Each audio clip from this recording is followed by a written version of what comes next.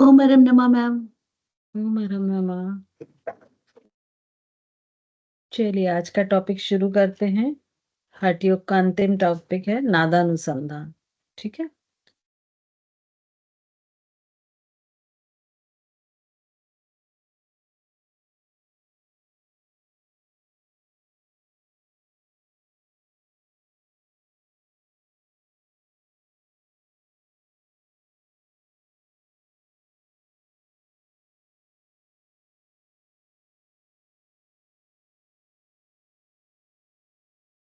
Screen visible है? Yes ma'am.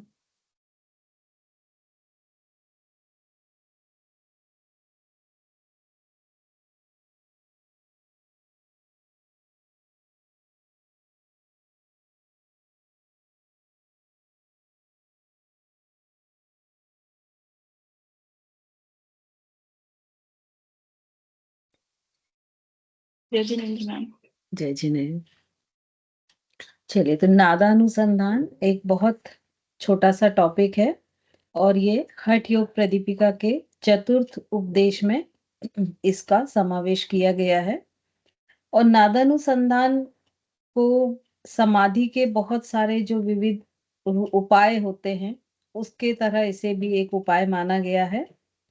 और ये कहा गया है स्वात्माराम जी के द्वारा कि जो अबोध हैं, जो असमर्थ हैं और जो मूर्ख जन वो भी इस क्रिया को कर सकते हैं। और उन्होंने इस तरह से नादानुसंधान का वर्णन किया है। अब उन्होंने ऐसा बोला है कि नादानुसंधान मतलब नाद का अनुसंधान। और आदिनाथ भगवान शिव ने 1.25 करोड़ की गणना से चित्तालय के उपाय बताए हैं। चित्तालय मतलब चित्त, चित्त जहाँ रहता है, चित्त आलय, चित्त के रहने का स्थान। और इन सारे उपायों में नादानुसंधान मतलब नाद का अनुचिंतन करना, नाद का अनुसंधान करना ही उन्होंने सर्वोत्तम उपाय बताया है। और ऐसा कहा है कि ये सबसे अच्छा उपाय है चित्त पर नियंत्रण करने के लिए। अब इन्होंने बहुत सारी मुद्रा में भी नादानुसंधान बताए हैं, जैसे शांभवी मुद्रा में नादानुसंधान करना। और इसमें किसी भी ध्यानात्मक आसन में बैठेंगे और शांभवी मुद्रा को साधक लगाएगा। और जब शांभवी मुद्रा लग जाती है तो वो जो सुषुम्ना नाड़ी में प्रवाहित होने वाले नाद है उसको दाहिने कर्ण, जिसे दक्षिण कर्ण भी बोला गया है, उससे सुनने की कोशिश करेगा। और फिर जो कर्ण है मतलब कान, नाक और नेत्र, इन सभी को हाथ की उंगलियों से निरुद्ध कर देंगे। मतलब प्राणायाम से इन्हें पहले तो शुद्ध करेंगे और जब ये पूरी तरह से ये शुद्ध हो जाएंगे, मल रहित हो जाएंगे, तब उस योगी को अनाहत की ध्वनि सुनाई स्पष्ट रूप से देने लगेगी। यहाँ पर उन्होंने नादानुसंधान की 4 अवस्थाएं मानी हैं।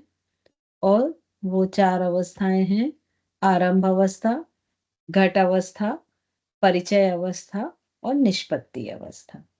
तो अब ये जो 4 अवस्थाएं हैं और इन चारों अवस्थाओं में एक के बाद स्टेप आगे ऊपर बढ़ता हुआ साधक चित्त की वृद्धि को निरोध कर देता है और अपने नादानुसंधान की साधना में आगे बढ़ता है।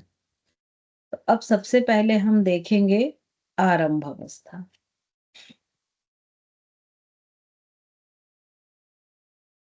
तो इस अवस्था, ये प्रारंभ की सबकी शुरुआत अवस्था है।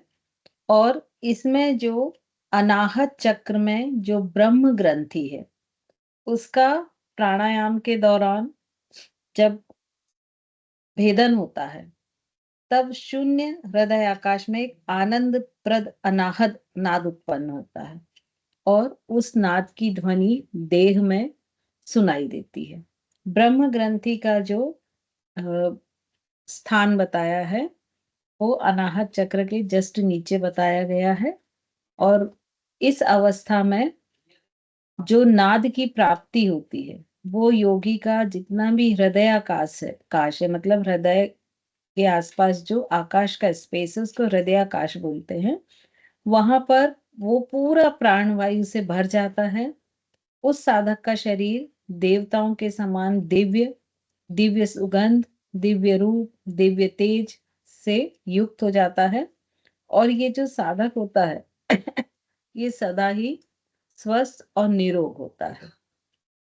तो इस अवस्था में जो प्राणायाम बताया है वो नाड़ी शोधन प्राणायाम बताया है कि नाड़ी शोधन के पश्चात जब ब्रह्म में स्थित सुषुम्ना नाड़ी का भेदन होता है तो उस समय उस नाड़ी में एक नाद उत्पन्न होता है और साधक का मन शून्य होके उस नाद में उसकी नाद की अनाहत ध्वनि को सुनता है और उसमें परम आनंद की अनुभूति को प्राप्त करता है।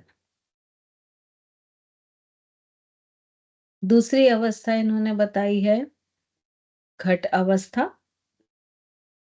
घट अवस्था में साधक प्राणायाम का जब अभ्यास करता है तो साधक के शरीर की जो वायु है वो सुषुम्ना नाड़ी में ऊपर चढ़ने लगती है और जिसके फलस्वरूप जो साधक है वो ज्ञानी हो जाता है, देवता के सदस्य हो जाता है।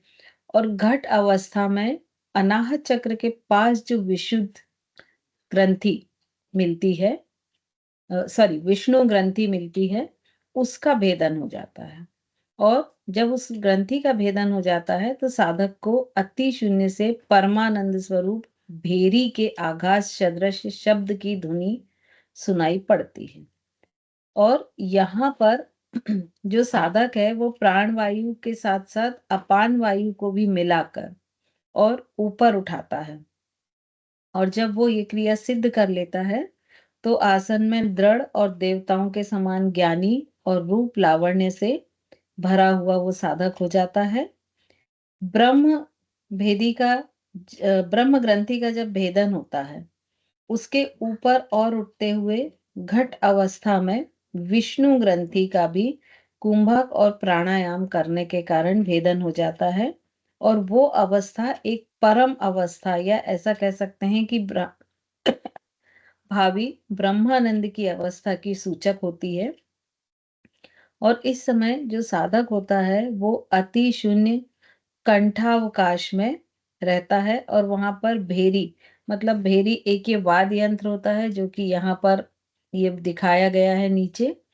और इससे जो सुर निकलता है, इससे जो शब्द निकलते हैं वो शब्द उसे अनाहत या अंतःध्वनि में सुनाई पड़ने लगते हैं। फिर तीसरी अवस्था आती है परिचय अवस्था। ये नादानुसंधान की तीसरी अवस्था होती है और इसमें जो योगी होता है वो भ्रुकुटी पर, मतलब भ्रू मध्य में या आज्ञा चक्र पर मर्दल या जिसे ढोल कहते हैं, जो कि यहाँ पर पिक्चर में बना हुआ है, ये एक थोड़ा अलग टाइप का ढोल होता है, इसकी ध्वनि सुनाई देती है और उससे साधक के चित्त को आनंद की अवस्था प्राप्त होती है। और ये जो ध्वनि है इसके कारण जब उसे इस अवस्था की सिद्धि होती है तो उसे सभी प्रकार की सिद्धि हो जाती है और उस साधक के प्राण महाशून्य में गमन करते हैं। और इस अवस्था की सिद्धि के बाद साधक का जो चित्त है वो आनंद की प्राप्ति कर लेता है। दोष, दुख, जरा, व्याधि, क्षुधा और नींद, इन सब से वो रहित हो जाता है और सहजानंद को प्राप्त करता है। मतलब प्राण वायु महाशून्य, महाशून्य स्थान कहाँ होता है? भ्रू मध्य, या जिसको आज्ञा चक्र बोलते हैं। वहां पर प्राणवायु पहुंच जाती है और उसे जो अष्ट सिद्धियां होती हैं, अणिमा, गणिमा, लघिमा, महिमा, ये अष्ट सिद्धियां की अधिक से अधिक सिद्धियां, पूरी तो नहीं होती लेकिन अधिक से अधिक सिद्धियों की उसको प्राप्ति हो जाती है। और ऐसा बोला जाता है कि इस अवस्था के पूर्ण सिद्ध पर वह साधक अष्ट सिद्धि और भी कई अन्य सिद्धियों से युक्त हो जाता है। लेकिन यहाँ वो स्पष्ट आदेश देते हैं कि यहाँ पर साधक को इन सिद्धियों को छोड़कर आगे के मार्ग पर बढ़ना चाहिए, नहीं तो ये सिद्धियां रुकावट का एक कारण हो जाती हैं। और यहाँ पर इन सिद्धियों की जगह साधक को जो उसके महाशून्य में एक लौकिक आनंद की उत्पत्ति हो रही है, और वहां पर उस आनंद को उसे महसूस करना चाहिए, उसे अपने अंदर सजोना चाहिए। और इस आनंद के होने पर वो बोलते हैं कि जैसे वात पित्त कफ दूसरे रोग हैं, बुढ़ापा है, भूख प्यास है, निद्रा, इन सब की सबका अभाव हो जाता है, और इन सब पर साधक जो है वो सिद्धि प्राप्त कर लेता है। अब इसकी चौथी और अंतिम अवस्था होता है निष्पत्ति अवस्था, जो इसकी सबसे उच्च अवस्था है। तो जब इस अवस्था में साधक आता है तो उसकी प्राणवायु रुद्र ग्रंथि का भेदन करके सहस्त्रार चक्र को पहुंच जाती है। और इसके कारण क्या होता है कि योगी को जो अंदर अनाहत नाद सुनाई देता है, उसका स्वर जो होता है वो मिश्रित शब्दों वाली वीणा का स्वर सुनाई देता है, जो कि यहाँ पर पिक्चर बना हुआ है। और इसमें योगी का चित्त एकाग्र होकर राजयोग समाधि के लिए तैयार हो जाता है। वह ईश्वर के सदृश सृष्टिकर्ता और संहारक बन जाता है, मतलब जीवन मुक्त हो जाता है। और योगी के हृदय में एक आनंद उत्पन्न होता है। उसे समुद्र, मेघ, भेरी, झांझर, मृदंग, ढोल, शंख, घंटा, घड़ियाल और अंत में वेणु, वीणा और भ्रमर के नाद शरीर के अंदर सुनाई देते हैं। तो इस तरह के ये बहुत सारे नाद जो हैं वो उसे अपने शरीर के अंदर सुनाई देते हैं। इस अवस्था में जो उसके प्राण हैं वो सहस्त्रार चक्र या ब्रह्मरंध्र तक पहुंचते हैं, और वीणा के स्वर उसे सुनाई देने लगते हैं। वो राजयोग के हिसाब से उसका चित्त समाधि के लिए तैयार हो जाता है। हो सकता है उस साधक की मुक्ति ना हो, किंतु जो उसे अखंड सुख की प्राप्ति हो जाती है, उसे राजयोग की प्राप्ति हो जाती है। और जो ऐसा यहाँ पर बार बार कहा गया है कि हठ योग की सिद्धि के लिए राजयोग को जानना अत्यंत आवश्यक है। वो स्पष्ट रूप में कहते हैं कि जो योगी राजयोग का रहस्य न जानते हुए केवल हठ योग का ही अभ्यास करते हैं, वे हठ योग का वास्तविक फल नहीं पा सकते हैं, ऐसा उन्होंने इस ग्रंथ में बार बार कहा है। और इसमें चित्त की एकाग्र अवस्था प्राप्त हो जाती है। और अल्प बुद्धि साधक के लिए तो नाद योग सबसे अच्छा माना गया है। और जो इसका निरंतर अनुचिंतन करते हैं उनका चित्त एकाग्र हो जाता है, उनका हृदय शुद्ध हो जाता है, उनके हृदय में आनंद बढ़ाने वाले भाव उत्पन्न होते हैं। और ये सारी चीजें सिर्फ श्री गुरु की कृपा से ही इनको प्राप्त किया जाता है। और इसमें एक और वर्णन दिया गया है कि जो योगी अपने कान के छिद्रों को अंगूठे से बंद करके और अंदर की अनाहत ध्वनि को सुनते हैं, तो उनको उस ध्वनि पर अपने चित्त को तब तक स्थिर रखना चाहिए जब तक कि वो एकाग्र ना हो जाए या चित्त तुरीय अवस्था को प्राप्त ना कर ले। और जब चित्त एकाग्र अवस्था में आ जाता है तो उसे अष्ट सिद्धियों की प्राप्ति होती है।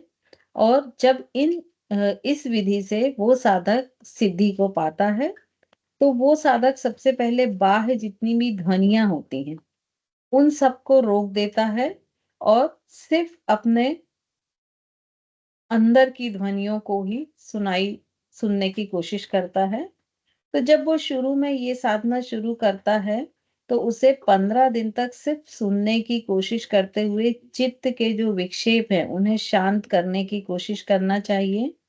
और जब पहले वो सुनता है तो उसे बहुत तरह के स्थूल नाद सुनाई देते हैं, लेकिन जब वो लगातार अभ्यास करता जाता है तो धीरे धीरे उसे सूक्ष्म नाद सुनाई देने लगते हैं। और अभ्यास काल में जब योगी की प्राणवायु प्राणायाम विधि से ब्रह्मरंध्र में पहुंचने लगती है, तब योगी को जैसे जैसे वो प्राणवायु ब्रह्मरंध्र को भेदती जाती है, उसे समुद्र के गर्जन के सदृश, मेघ गर्जन के सदृश, भेरी के सदृश, झांझर के सदृश, ढोल के सदृश घंटा नाद, बड़ा ढोल जैसे वाद्यों के स्थूल शब्द सुनाई देने पड़ते हैं।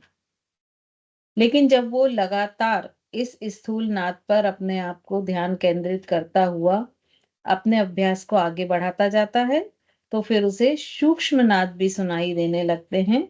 और वो ये समय होता है जब योगी की प्राणवायु उसके ब्रह्मरंध्र में स्थिर होने लगती है। और तब उस साधक को अपने शरीर के अंदर छोटी छोटी घंटियों की आवाज, वंशी की आवाज, वीणा की आवाज या भ्रमर गुंजन के मधुर शब्दों की आवाजें सुनाई देने लगती है। तो जो भेर भेरी आदि के जो गंभीर नाद सुनाई देने पर भी योगी उन नादों में सूक्ष्म से सूक्ष्मतर या अति सूक्ष्म के नाद की ओर जाता जाता है, तो उस योगी में चिर स्थायी होने से बार बार बहुत लंबे समय तक इस अभ्यास को करते रहने से उसके चित्त को एकाग्रता प्राप्त होती है और उसकी मति स्थिर मति वाली हो जाती है। और उनका जो रजोगुण होता है, जो अत्यधिक चंचल होता है, और वो धीरे धीरे सत्व की तरफ बढ़ता जाता है और सत्गुण उसमें प्रबल होने लगता है। और इस समय जो योगी है उसको चाहिए कि वो लगातार सूक्ष्म से अति सूक्ष्म की तरफ नादों को सुनता जाए और उसी में अपना ध्यान पूरी तरह से केंद्रित रखे। यहाँ पर एक एग्जाम्पल देते हुए वो कहते हैं कि जैसे पुष्प रस को पीता हुआ भंवर उस पुष्प के गंध की भी आकांक्षा नहीं रखता है, वैसे ही योगी को जब वो नाद पर आसक्त होता है, उसका चित्त एकाग्र होता है, तो किसी अन्य विषय पर उसकी आकांक्षा नहीं होनी चाहिए, भले ही वो नाद स्थूल हो या सूक्ष्म हो। तो इस तरह से वो उनका कहना है कि ये प्रत्याहार के बाद की ही अवस्था होती है। और प्रत्याहार के बाद जब सारी ज्ञान इंद्रियां अंदर की तरफ अंतः मन से जुड़ जाती हैं, तब फिर ये नाद अनुसंधान की का अभ्यास करते हुए योगी अपने चित्त को एकाग्र करने की कोशिश करता है और अपने आप को समाधि की अवस्था के लिए तैयार करता है। तो इस तरह से ये नादानुसंधान का वर्णन स्वात्माराम जी ने हठ योग प्रदीपिका में किया है।